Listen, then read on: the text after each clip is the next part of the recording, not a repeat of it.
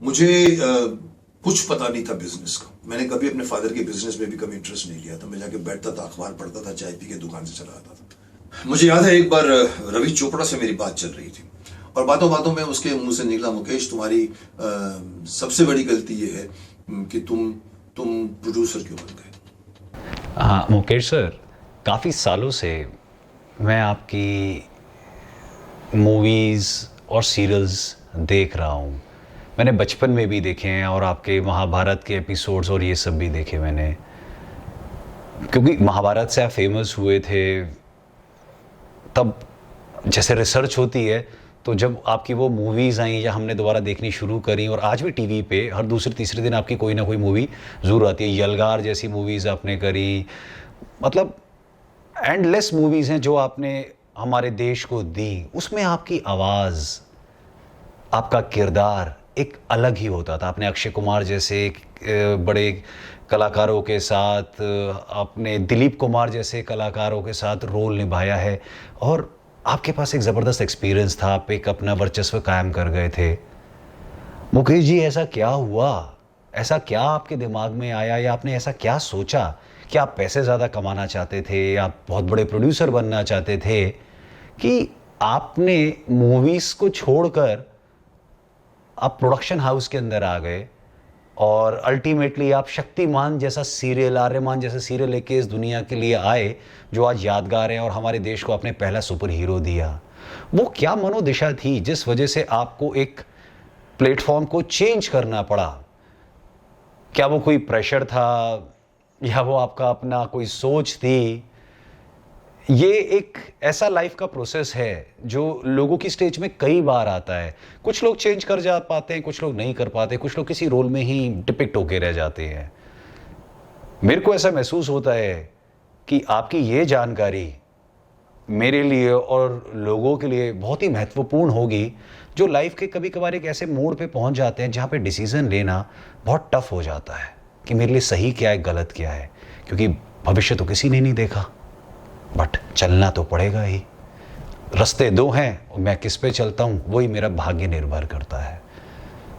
तो बताएं मुकेश जी, कैसा था ये सफ़र अचानक चेंज करने का? मुझे याद है एक बार रवि चोपड़ा से मेरी बात चल रही थी और बातों बातों में उसके मुंह से निकला, मुकेश तुम्हारी सबसे बड़ी गलती ये है कि तुम प्रोड्यूसर क्यों बन गए। मैं शक्तिमान से प्रोड्यूसर बन गया था। मैं अच्छा खासा एक्टर चल रहा था, मेरी रेपुटेशन अच्छी थी और मैं प्रोडक्शन में कूद पड़ा। तो अगर ये पूछो कि मैं क्यों प्रोड्यूसर बना, तो मैं इसमें मैं डेस्टिनी का भी हाथ करूंगा। मैं बाय डिफॉल्ट प्रोड्यूसर बन गया था।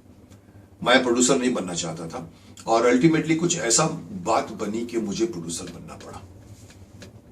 शक्तिमान का सारा जिम्मा मेरे पर आ गया, क्योंकि एक जो मेरे साथ पार्टनरशिप कर रहा था, लास्ट मोमेंट में मुझे लगा कि कुछ ज्यादा वो नहीं कर पा रहा है, पूरी मेहनत मुझे करनी पड़ रही। तो मैंने कहा भैया तुम हट जाओ, मैं ही पूरा बर्डन ले लेता हूँ। और फिर मैंने पूरा बर्डन ले लिया अपने सर पर और फिर मैं प्रोड्यूसर बन गया।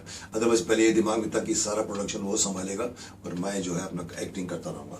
तो मुझे प्रोड्यूसर बनना पड़ा। देखो, ये कई चीजें ऐसी होती है हर्षित जिंदगी में कि आपके सर पर सडनली जिम्मेदारी आ जाती है, फिर आपकी काबिलियत काम उस वक्त डिमांड करती है कि आप उसको कैसे झेलते हो। मुझे कुछ पता नहीं था बिजनेस का। मैंने कभी अपने फादर के बिजनेस में भी कभी इंटरेस्ट नहीं लिया था। मैं जाके बैठता था, अखबार पढ़ता था, चाय पी के दुकान से चला आता था। मैंने कभी शौक नहीं किया, मुझे कोई शौक नहीं अकाउंट्स का, पैसे गिनने का या पैसे साड़ी दिखाने। मेरा हम लोगों का कपड़े का बिजनेस था। और अल्टीमेटली जब प्रोडक्शन प्रोड्यूसर में बन गया तो मेरे में एक बुराई भी है, या मैं उसको अपना एसेट मानता हूं कि मेरी एक गुण है या मेरा एक जिद है कि जब मैं कोई काम को यूजुअली मैं ना करता हूं, पर जब हाँ कर लेता हूं तो फिर वो मेरी कमिटमेंट हो जाती है। जब प्रोड्यूसर बनने का सर पर मेरे आ गया तो फिर हालांकि मेरे पूरे यूनिट ने मुझे हेल्प किया, यहां तक कि हम लोगों ने कभी कभी फाइनेंस का प्रॉब्लम में हमारे यूनिट में से कई लोगों ने कंट्रीब्यूट करके शूटिंग करवाई।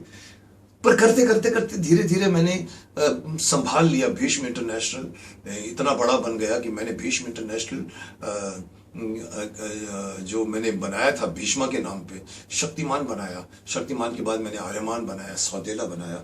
तो शक्तिमान के नाम पर मैंने ये ऑफिस खड़ी की।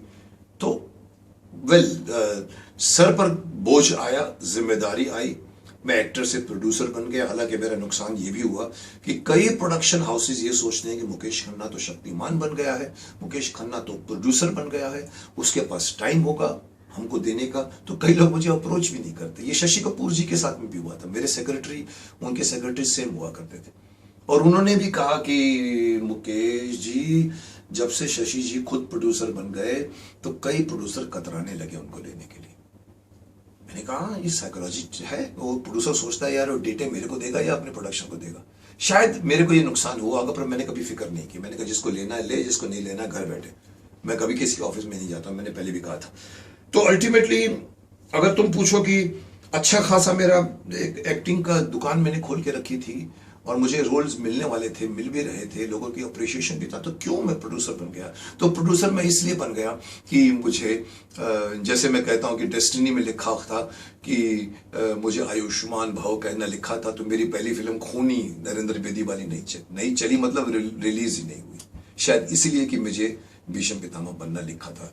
वैसे ही मैं कहूँगा कि मेरी डेस्टिनी में प्रोड्यूसर बनना लिखा होगा, और मैं मेरे सर पर जिम्मेदारी आई तो फिर मैंने प्रोडक्शन संभाल लिया। और आज भी मार्केट में भीष्म इंटरनेशनल का नाम है। हमने स्पेशली टीवी सीरियल्स में, अभी तक फिल्में हमने नहीं बनाई हैं, बट हो सकता है आगे जाके हम फिल्में भी बनाएंगे बड़ी बड़ी। बट मुझसे पूछो तो रवि चोपड़ा की आज भी मुझे वो एक तंज था उसका, मुकेश तुम्हारा सबसे बड़ा कसूर ये है कि तुम एक्टर से प्रोड्यूसर बन गए। क्योंकि प्रोड्यूसर बनने से, देखो मैं आपको बताऊं, एक इंडस्ट्री में हमारे